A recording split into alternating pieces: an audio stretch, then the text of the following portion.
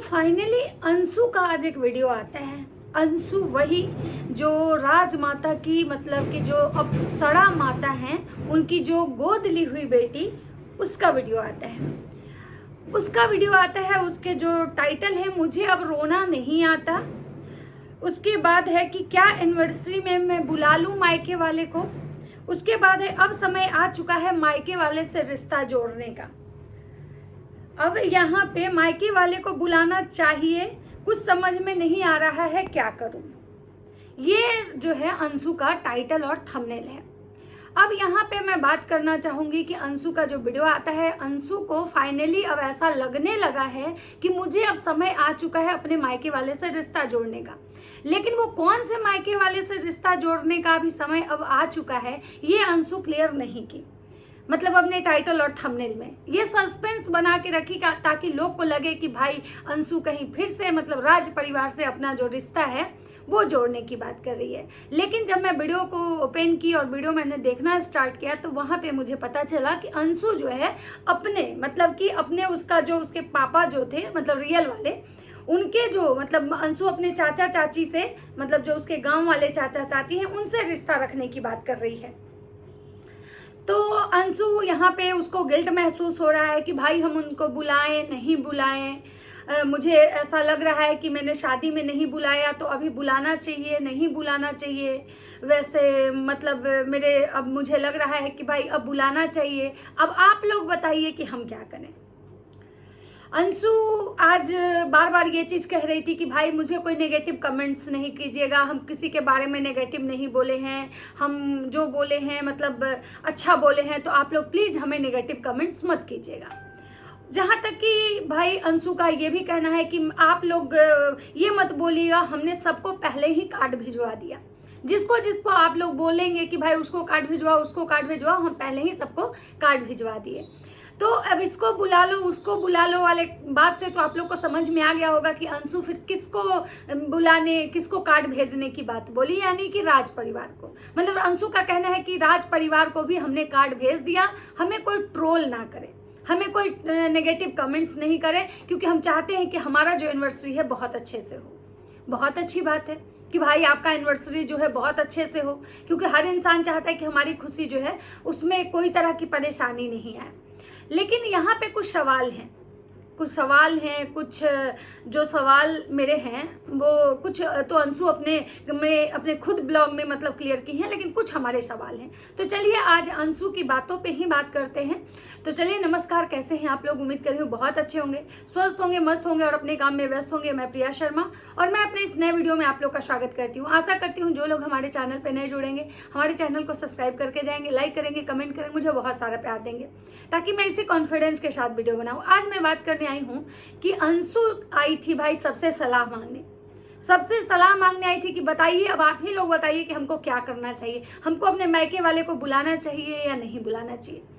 अपने मायके वाले मतलब कि उसके जो चाचा हैं, उसके बड़े पापा हैं, मतलब कि उसके वो वाले परिवार जो उसका रियल में अपना मायका है, उनको बुलाना चाहिए कि नहीं बुलाना चाहिए। तो यहाँ पे मुझे लग रहा है कि अंशु का जब भाई रियल वाले परिवार वाले से जब उसकी बात शुरू हो गई थी, उसके मिसकैरेज के बाद ही उसका जब वीडियो आया था, तो वो बोल रही थी हमारे चचेरे भाई लोग हमको फ़ोन किए, हमको विश्वास नहीं था, वो लोग फ़ोन किए, मुझे बहुत अच्छा लगा, मुझे उम्मीद नहीं था, तो वो लोग फ़ोन किए। तो भाई जब तुम्हारी बातें उनसे शुरू हो चुकी है, जब उन लोगों ने अपने रिश्ते का जब पहल किया, वो जब तुमसे अच्छा रिश्ता रखना चाहते हैं, तो फिर तुमको उनको बुलाने में क्या हर्ज है? और फिर तुम ये चीज़ें जो लोग से यहाँ पूछ रही हो, मतलब ये वो तो बेचारे ना तो सोशल साइट पे हैं कि भाई उनको बुलाना चाहिए कि नहीं बुलाना चाहिए, मतलब जो लोग सोशल मीडिया में नहीं है उनकी तो बात यहाँ पे होनी नहीं चाहिए। वो तो तुम्हारा पर्सनल अपना कॉल है कि तुम्हारे और उनके रिश्ते कैसे हैं, तुमको बुलाने हैं या नहीं बुलाने हैं। अगर मान लीजिए कि अगर कोई कहता है कि मत बुलाओ, तो क्या आप नहीं बुलाओगे? भाई कुछ चीज़ें जो होती हैं वो हमारा पर्सनल होता है कि हमें क्या करना है नहीं करना है। अब एक बात बताइए, अभी अंशु जो कह रही है कि हमको बुलाना चाहिए नहीं बुलाना चाहिए, अब मान लीजिए इस पर कोई कहे कि नहीं बुलाइए, तो क्या अंशु नहीं बुलाएगी? अब दूसरी बात करते हैं कि आज जितना विनम्र भाव से, जितने तरीके से अंशु ये कहने आई थी कि आप लोग हमको सलाह दीजिए, आप लोग हमको बताइए कि हमें क्या करना चाहिए, क्या नहीं करना चाहिए। जिस विनम्र भाव से आज अंशु लोगों को इतनी प्रायोरिटी दे रही है, लोगों से पूछ रही है, ऑडियंस से पूछ रही है, सबसे ये एडवाइस ले रही है कि हमें क्या करना चाहिए, नहीं करना चाहिए। लेकिन एक समय ऐसा था कि यही अंशु ऑडियंस को ये कह के उनके मुंह पे, मतलब क्या बोले, मुंह पे दरवाजा बंद करके चली गई थी, मुंह पे जवाब दे के चली गई थी कि तुम लोग हो कौन जो हम तुमको अपना जवाब दे?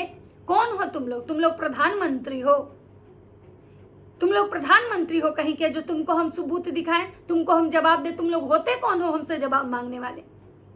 मतलब ये ब्लॉगरों का दशा है। ये सिर्फ अंशु की कहानी नहीं है, ये हर वो ब्लॉगर की कहानी है। जब इन लोगों को कुछ अच्छा पूछना होता है, अच्छा करना होता है, तो ये लोगों को वैल्यू देते हैं, लोगों को ये दिखाते हैं कि मेरी जो ऑडियंस है, जनता है, ये हमारे लिए सब कुछ है। लेकिन जब इनके सच से पर्दा उठता है, या जब इनकी ऑडियंस इनसे सच जानना चाहती है किसी बात को लेकर, या इनसे सच पूछती है, तो ये तिलमिला जाते हैं। और कहीं ना कहीं अंशु के साथ भी वही प्रॉब्लम हुआ था, क्योंकि उस समय जो अंशु था फुल एटीट्यूड और एरोगेंस में थी।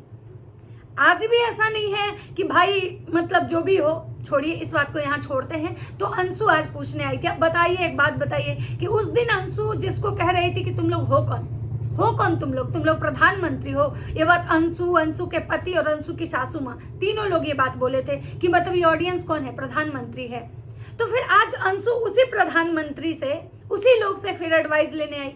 ये चीजें मुझे कुछ समझ में नहीं आया।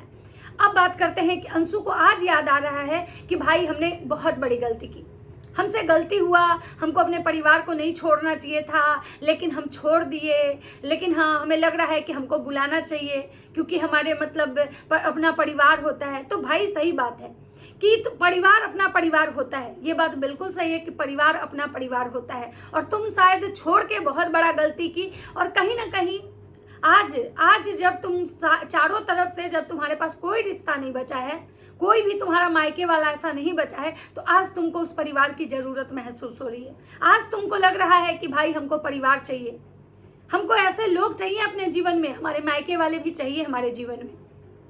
उस समय तुमको नहीं समझ में आया, लेकिन आज जब तुमको समझ में आया कि मुझे चाहिए हमारे जीवन में मतलब हमारे मायके वाले, और कहीं ना कहीं सही बात है कि तुमको चाहिए। और वो लोग पहले जब ऑलरेडी पहल कर चुका है, तुमसे बात किया, तुम्हारे दुख में शामिल हुआ, तो स्वाभाविक सी बात है कि अब तुम्हारे सुख की घड़ी है, तो तुमको उनको बुलाना चाहिए। तुमको इसमें किसी से पूछने कि तुमको उनको बुलाना चाहिए, क्योंकि वो तुम्हारे दुख में खड़ा हुए थे। बोलते हैं ना कि कैसा भी इंसान हो, अगर वो आपको दुख में खड़ा हो, तो वही आपका सच्चा परिवार होता है। अब बात करते हैं कि अंशु उस ननद की बात कर रही थी कि लोग मुझे ट्रोल कर रहे हैं कि भाई तुम्हारी ननद के साथ ऐसा हुआ, अगर तुम्हारी ननद के साथ ऐसा होता तो क्या तुम करती? तो उनके घर में तो सब लोग नॉर्मल लाइफ जी रहा है, तो हम क्यों नहीं अपना एनिवर्सरी मनाएं? तो मैं यहाँ पे एक बात कहना चाहूंगी कि अंशु, वो लोग कल भी पानी में आग नहीं लगा रहे थे। वो बेचारे इतने गरीब और लाचार हैं, या इतने मतलब क्या बोल सकते हैं कि उनकी जो दयनीय स्थिति है कि वो कुछ नहीं कर सकते थे। वो उस दिन भी न्याय के लिए कहीं गुहार लगाने नहीं गए थे। उनकी जैसे बेटी मरी थी, वो संतोष कर गए थे, भगवान पे छोड़ दिए थे, डंका भी नहीं पीट रहे थे कि भाई हमारी बेटी मर गई, हमको न्याय मिलना चाहिए। यहाँ के नेता मंत्री को गुहार लगा रहे थे, मीडिया को गुहार लगा रहे थे, प्रशासन को गुहार लगा रहे थे, पूरा सिवान के सरकार को गुहार लगा रहे थे, बिहार सरकार को गुहार लगाते। वो उस दिन भी नॉर्मल ही लाइफ जी रहे थे। वो भले ही चाहे कितने कष्ट में हो, लेकिन वो अपना दुख का एजेंडा नहीं बनाए थे। उनका जो दुख था, एक किसी के बेटी के जाने का जो दुख होता है, वो उनको दुख था, लेकिन उसके बावजूद भी वो माता पिता वो जो थे ना, अपने दुख को अपने अंदर समेट के एक नॉर्मल लाइफ जी रहे थे। उनके दुख का ढिंढोरा भी पीटने तुम ही आई थी, उनके दुख का ढिंढोरा पीटने भी तुम ही आई थी, उस लड़की के लिए न्याय की गुहार लगाने भी तुम ही आई थी, उस दिन ये भी कहने तुम ही आई थी कि वो मेरी ननद थी।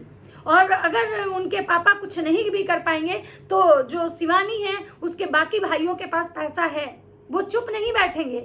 और कोई चुप बैठ जाए तो बैठ जाए, हम चुप नहीं बैठेंगे। तुमको शायद वो बात तुम भूल गई हो, तुम अपना पिछला ब्लॉग जाके देख लो। तो तुम ये जो कह रही हो कि मेरी भी ननद रहती तो लोग मुझे ऐसे बोल रहा है, वो लोग नॉर्मल लाइफ जी रहे हैं, वो तब भी नॉर्मल थे, वो तब भी पानी नहीं पीट रहे थे, क्योंकि उनको पता था कि हमको न्याय मिलने वाला नहीं है इतना जल्दी।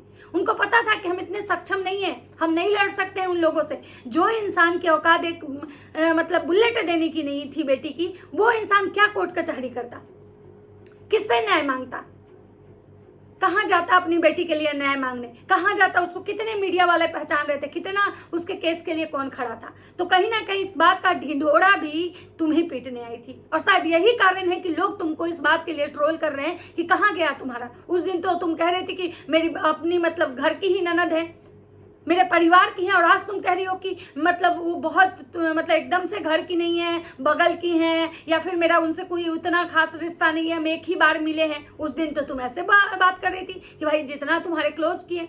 तो देखो क्या बोलते हैं कि भाई पहले अपने बात पे टिका रहना सीखो, तब तुम्हें शायद हर जगह वैल्यू मिलेगा और हर जगह तुम्हें लोग सम्मान देंगे।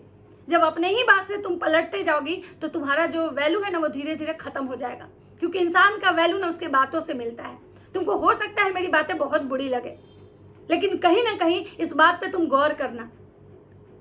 अभी तुम्हारा शायद उम्र उतना है नहीं है, लेकिन हम अपने उम्र के एक्सपीरियंस के अनुसार तुमको बता रहे हैं। अब बात करते हैं कि अंशु जो कह रही हैं कि भाई हमने राज परिवार को कार्ड दे दिया और हम चाहते हैं कि सब लोग आए हमारे इसमें आशीर्वाद दे। आज तुम अगर ये चाह भी रही हो कि वो आए तुमको आशीर्वाद दें, अब वो तो उनका बड़प्पन है कि वो क्या करते हैं, आते हैं नहीं आते हैं, लेकिन आज जो तुम चाह रही हो, तुम उस दिन तुमको ये कहाँ थी तुम? उस दिन तुमको क्यों नहीं लगा कि वो हमारे बड़े हैं और सबसे पहले मायके वो तुम्हारा कन्यादान की थी वो औरत, चाहे वो अपने लोग चाहे वो जैसे भी हो, लेकिन तुम्हारे लिए तो वो एक भगवान के रूप में आए थे। तो तुम्हारा जब वो कन्यादान की थी तो सबसे पहले अगर तुम प्रेग्नेंट थी तो तुमको उनको बताना चाहिए था। उसके बाद जब तुम्हारा मिसकैरेज हुआ था तो सबसे पहले उस औरत को बताना चाहिए था। जब हर समय वो औरत तुम्हारे साथ उस समय खड़ी थी जिस समय तुम्हारे पास एक रिश्ता नहीं था, जब तुम्हारी शादी में कोई आने के लिए तैयार नहीं था, उस समय वो औरत और उसका पूरा परिवार तुम्हारा हर वो रिश्ता निभाया जैसे एक बेटी का निभाते हैं। लेकिन तुम उस परिवार के साथ क्या की? तुम कभी अपने बेटी होने का फर्ज अगर निभाती तो शायद वो परिवार तुम्हारे साथ एक माता पिता होने का फर्ज निभाया। वो औरत चाहे जैसी भी हो, कितना भी गंदी औरत हो, कितनी भी दिमाग से पैदल हो, लेकिन वो तुम्हारे साथ हमेशा एक अच्छा फर्ज निभाई थी। भले उनके बेटे बहू तुम्हारे साथ जो किए होंगे, लेकिन वो अप्सरा माता जो हैं वो तुम्हारे साथ हमेशा एक माँ बेटी का एक अच्छा रिश्ता मतलब निभाई थी। अपने बेटी के अगेंस्ट जाके भी वो तुम्हारे साथ खड़ी थी। लेकिन तुम क्या की थी? आज तुमको लग रहा है कि वो बड़े लोग हैं, वो मुझे आशीर्वाद दें, जो भी मतलब हुआ उसको भूल के। तुमको क्या लगता है कि इतना आसान होता है? तुम किसी की बेइज्जती कर दो, तुम किसी की सारेआम बेइज्जती कर दो, तुम किसी को सारेआम सोशल मीडिया पे नीचे गिरा दो, उसको गालियां खिलवाओ, उसको ट्रोलिंग करवाओ, उसके मतलब पता नहीं कितने नाम से उन लोगों को नवाजा गया। कितने लोग बोले लालची हैं, कितने लोग बोले तुम्हारा पैसा खा के बैठ गए हैं, कितने लोग पता नहीं क्या क्या नहीं बोले उस परिवार को। उसके बावजूद तुमको कैसे लगता है कि वो लोग मतलब किस मुंह से तुम्हारे घर आएंगे? तुम अगर रत्ती भर भी कुछ ऐसा रास्ता छोड़ती उन लोगों को, मतलब जब उनके खिलाफ मतलब कुछ बातें निकली सोशल मीडिया पे तुम्हारे और उनके मतलब झगड़ा को लेके, तुम एक बार भी ये कहने नहीं आई कि नहीं ये गलत है। तुम एक बार भी इस बारे में वीडियो नहीं बनाई कि नहीं हमारे पापा मम्मी जो है वो बहुत अच्छे हैं, उन्होंने हमारे लिए बहुत कुछ किया। बात को गोल मोल घुमा के तुम हमेशा मतलब ये रही, लेकिन कभी भी नहीं। तुम्हारे साथ दुनिया के लिए जगत भैया चाहे लाख गलत इंसान हो, भले वो कितनी औरतों का मतलब धज्जिया उड़ाया होगा, लेकिन वो इंसान तुम्हारे साथ हमेशा खड़ा था। वही इंसान था कि तुम्हारे लिए तुमको आज मतलब जीने खाने का रास्ता दिया। आज अगर तुम कुछ नहीं करते होती तो आज तुम जो इतने बड़े हॉल में मैरिज एनिवर्सरी मनाना, इतना जो लग्जीरियस तुम्हारा लाइफ जो जी रही हो, आज जो तुम्हारे ससुराल वाले तुम्हारे अंधभक्ति करते हैं ना कहीं उस पैसे की वजह से करते हैं। इतना याद रखना। तुम लाख भले कहो कि तुम्हारा पति बहुत प्यार करता है, तुम्हारे ससुराल वाले बहुत अच्छे हैं, हम सब मानते हैं, लेकिन जब तुम पैसा जो कमा के दे रही हो ना, उसकी वजह से ही तुम्हारे आवभगत हो रहे हैं। और यही कारण है कि तुम आज अपने मन से इतना बड़ा डिसीजन ले पा रही हो कि हमारा मैरिज एनिवर्सरी बहुत ग्रैंड तरीके से मनाया जाएगा। लेकिन तुम उनके साथ क्या की? दुनिया के लिए वो इंसान गलत था, दुनिया उसको गाली दे रही थी, लेकिन तुमको तो गाली नहीं देना चाहिए था। तुम हमेशा जब जब भी तुम्हारी कंट्रोवर्सी हुई, तुम ऐसे लोगों के साथ जाके हाथ मिलाई, ऐसे लोगों के साथ जाके खड़ी हो गई जो लोग राज परिवार का मतलब विरोधी था। तुम कभी भी उस परिवार का हिस्सा बनने की कोशिश नहीं की। तुमने कभी भी अपना 100% उस परिवार को नहीं दिया। कभी ये साबित नहीं किया कि नहीं, भले ही तुम गोद ली हुई हो लेकिन तुम कहीं अपनों से बढ़ के भी हो। तुमने कभी भी ये नहीं दिखाया कि नहीं, हम भले ही मतलब आपकी सगी बेटी नहीं, सगी बेटी से कम भी नहीं है, लेकिन तुम हमेशा उनको नीचा दिखाई, नीचा गिरवाई, मतलब लोगों से गालियां खिलवाई, लोगों से ट्रोल करवाई। तो आज तुमको कैसे लगता है कि वो बड़े बुजुर्ग हैं और उनका आशीर्वाद तुमको मिलेगा? तुम बड़ों को बड़े वाला सम्मान कब दी जो तुमको लगता है कि वो तुम्हारे यहाँ आएंगे? तुम कार्ड दे दी, ठीक है, चलो कार्ड दे दी, तुम कॉल भी कर लोगी, हो सकता है कि चलो तुम छोटी हो, झुक के कॉल करोगी, लेकिन इंसान के मन में ना, रिश्तों में जब गांठ पड़ जाती है ना, तो वो गांठ जल्दी खत्म नहीं होता है। हर कोई मतलब ऐसा नहीं होता है कि अपने कन्वीनियंस के अनुसार रिश्ते मतलब बना लेता है। अपना मन होता है तो रिश्ता बना जोड़ लेता है, अपना मन होता है तो रिश्ता तोड़ लेता है, अपना मन होता है तो ऑन कैमरा रिश्ता निभाता है, अपना मन होता है तो ऑफ कैमरा रिश्ता निभाता है। ये सारी चीजें मैंने तुम्हारे ही बातों में देखा है। हो सकता है कि मेरी बातें तुमको कड़वी लगे, क्योंकि हम तुम्हारे फेवर की बात नहीं कर रहे हैं, हम रियलिटी वाली बात कर रहे हैं। तो कन्वीनियंस के अनुसार जो रिश्ते निभते हैं ना, उसमें प्यार नहीं होता है। और यही कारण है कि शायद तुम्हारे कोई भी सगे तुम्हारे साथ खड़ा नहीं रहे, क्योंकि तुमको जब जिसकी जरूरत पड़ी उस कन्वीनियंस के अनुसार तुम उसके साथ रिश्ता निभाई। जब तुमको इन लोगों की जरूरत थी, तुम अपने मायके वालों को छोड़ दी। जब तुम्हारे ये लोग तुमसे दूर हुए तो तुम अपने मायके वाले से रिश्ता जोड़ ली। तो ऐसे जीवन नहीं चलता है। जीवन में अगर कभी कभी ना बहुत बड़ी बड़ी कुर्बानी देनी पड़ती है रिश्तों को बचाने के लिए। भले ही तुम पैसा कमा लो, भले ही तुम सोशल मीडिया स्टार हो, लेकिन याद रखना, जीवन जीने का तरीका सीखने में भी तुमको बहुत वक्त लग जाएगा। और जिस धैर्य से तुम जीवन जीती हो ना, किसी को कुछ भी बोल देना, बदतमीजी करना, मतलब नौटंकी करते रहना, बचपना दिखाना, ऐसे नहीं चलता है। जीवन मतलब संघर्ष होता है और बहुत मैच्योरिटी के साथ जीवन जीना पड़ता है। उम्र तुम्हारा डे बाई डे, साल बाई साल घट नहीं रहा है, बढ़ रहा है। तुम शादीशुदा हो गई, तुम एक ससुराल वाले जीवन में रहती हो, लेकिन आज भी तुम्हारा जो रवैया है पड़े है। तो बाकी तुम्हारा जो है कि भाई वो तुम, उनका दिल बड़ा होगा, अगर तुमको माफ करके आ जाएं तो बहुत अच्छी बात है। तुम्हारा जो फर्ज है वो तुम निभाना, तुम उनको कॉल करना, बुलाना, बाकी उनकी मर्जी। और भगवान करे तुम्हारा मैरिज एनिवर्सरी बहुत अच्छे से मने। लेकिन हाँ, याद रखना, आगे से जब भी किसी को कोई बात करो तो बात वही बोलना जो तुम कर सकती हो। बड़ा बड़ा फेंकने से कुछ नहीं होता है, उससे इंसान का खुद का मॉडल खत्म हो जाता है। तो चलिए दोस्तों, ये था मेरा एक छोटा सा रिएक्शन। अगर मेरा वीडियो अच्छा लगे तो लाइक कमेंट शेयर जरूर कीजिएगा। मिलता है नेक्स्ट वीडियो में, तब तक सबको बाय बाय।